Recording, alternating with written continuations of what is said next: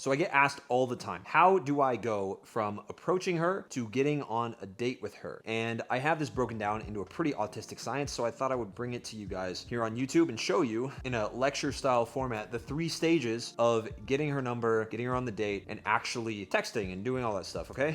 So first, what you guys need to understand, there's a couple ground rules, all right, before we get into this. Number 1, subscribe to the channel and like the video and send this to your friend, okay? If you have a friend that needs this, do it. Number 2, text game isn't really that real, okay? So I'm not gonna give you a bunch of really good examples of sick lines to send over text. If you're having a lot of girls flake on you or ghost on you, then it's because of your interaction and your inability to run the interaction properly and build lots of attraction or even enough attraction to where she feels good and also attracted to you and comfortable as well. That's probably what's missing. She's overthinking after the reaction. Whether it's too much positive emotions, not normal enough, whatever it is. Maybe sometimes it's too smooth. There's something going on that's messing with the balance of comfort and value that you've built up in her head for the type of guy you are. Now let's get into it. Getting from the approach and getting her number to a date is a pretty simple process, pretty simple 3 stages. Now, the first stage is going to be in the actual interaction. The other 2 stages are going to be over text. So let's get into stage 1. You have to, at some point in the interaction,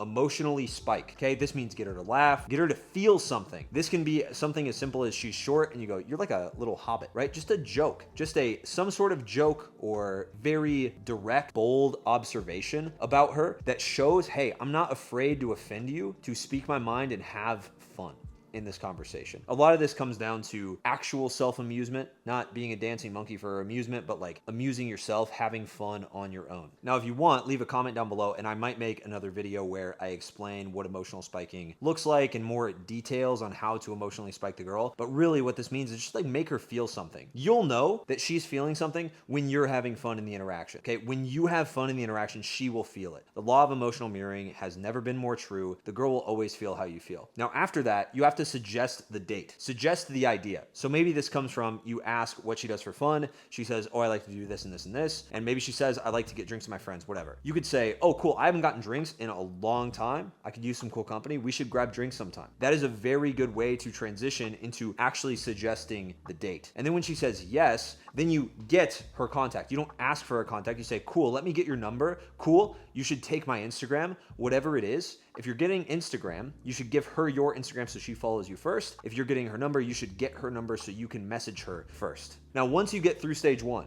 we're on to stage 2, which is first, when I get a girl's number, I always text her my name. This does a few things. If you have basically just a non-serial killer Instagram, she's gonna look you up and she's gonna look up, okay, who is this guy? Is he a serial killer? Does, does he have pictures with his family on Facebook so I can see he's fucking normal? That kind of stuff. And this is gonna play in your favor 99% of the time. Then, whether she texts back or not, if she does text back, then I will just immediately transition into texting her for fun and bantering back and forth. But if she doesn't text back, then I will wait until probably the next day and say something fun that is a callback to the interaction. So maybe it's, hey, I saw this cute bunny and I sent a picture of like a bunny I saw on Instagram. And maybe we were talking about bunnies and I say, it reminded me of you. Or you can just send her like a picture of like a cute animal and just say, hey, I saw this, it reminded me of you. And the more like vague why it reminds you of her, the better.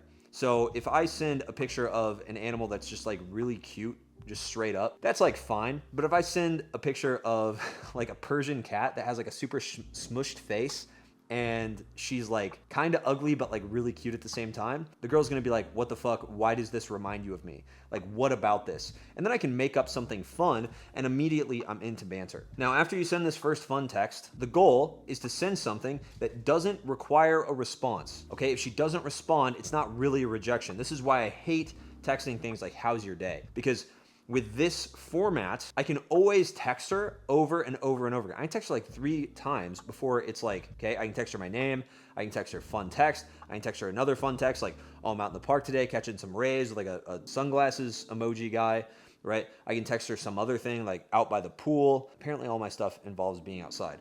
But I'll text her like all these pictures, not selfies, just like pictures of my environment, showing her, hey, I'm a cool guy, I'm doing stuff, I'm out and about doing things. And maybe I text her those over the course of that week. Every single time, it's not really asking for a response from her. And so she can respond if she wants to, and there's enough to respond to if she wants to, but if she doesn't want to, she won't. And that's fine, because sometimes you have to show a girl that you've just met that doesn't know you that you're not a fucking serial killer, okay? That is really, really important. Showing her that you actually have things going on in your life, that you're not weird, and especially not asking for things from her. Now imagine my example compared to some dude that's like, hey, how are you? Good morning, sunshine. Hello. What are you up to? It sounds so much worse to text the girl a bunch of questions and be like, hey, hello, hello, hello. When she opens her phone, she's just gonna see herself rejecting you over and over and over again. And that's a terrible frame to be in. So you'd much rather be in the frame of like the guy that's texting her fun shit, even if she's not responding, because then when she looks back, it's not nearly as bad. And I've even had it where like girls after 3 texts would be like, hey, really sorry, super busy. Yeah, I'd love to get drinks this week. Right? And it's totally fine. But if you ask these like, how are you, bullshit that honestly you don't even care about in the first place, then it's gonna fuck with things. Once you send that fun text, ideally it sparks some banter and you can flirt back and forth. Now I can talk more at length about how to banter, but really it's just the banter section is just 2 or 3 texts that can maybe involve some misinterpretation. So misinterpreting something she says as her flirting with you, you being kind of cocky and funny at the same time. There's a lot of things you can do. There's plenty of videos out there on how to push pull and banter with the girl and do all this fucking flirty shit. I just want to show you this whole structure. I want to keep it short for you guys. I can also talk about banter more in future videos. But then we move on to stage 3. Once we've gotten to a fun vibe, this should literally be 6 texts from you at most. All right, text the name, she texts back, you send a little fun text, and then you start banter, 4 more texts back and forth of banter, and then you're moving on to this. What's your schedule for this week? So ask what her schedule is. Don't ask when she's free. Don't ask if she wants to see you. Don't do any of that shit. Just ask what her schedule is. Cool. What's your schedule look like? You could even say something like, you know, maybe you just got done bantering, and then you could just say, haha, you're crazy. We should grab that drink. What's your schedule like? That can be a text. It's very, very simple. And then after that, she will tell you her schedule. And then you, being the mega mind fucking big brain guy you are, you just tell her when you want to do it. So if she's like, I'm working every day till 6 and I have plans on Tuesday, Thursday, then you go, cool, let's do drinks on Wednesday at 7 p.m. at this place. Boom, and you're done. And you literally just get a yes, and it's like, cool, we're locked in. Then that day, you can maybe follow up with her and say, hey, I'm gonna be running like 5 minutes late. I hope that's okay for our date at this place at this time. And then that gives her a chance to back out and flake if she wants to, or it gives her a chance to confirm, hey, we're actually still on. Because sometimes girls aren't backing out and flaking. They just are like, if you don't text the whole time leading up, then it's like, what do you do?